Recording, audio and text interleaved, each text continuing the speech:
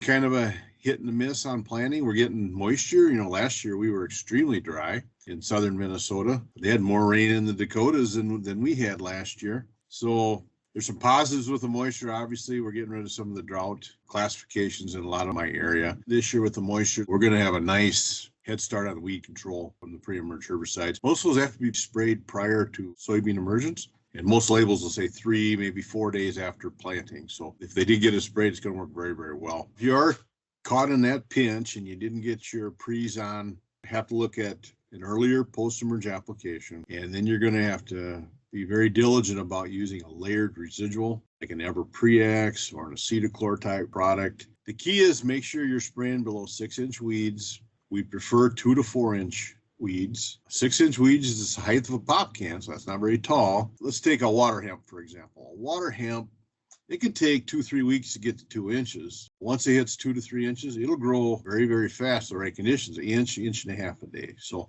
if you're having a custom applied or if you're doing your own spraying, when you see it at 2 inches, it's time to kind of get things going, because in a week, if you wait a week, now you're going to have weeds above the 6-inch label height. It's off label.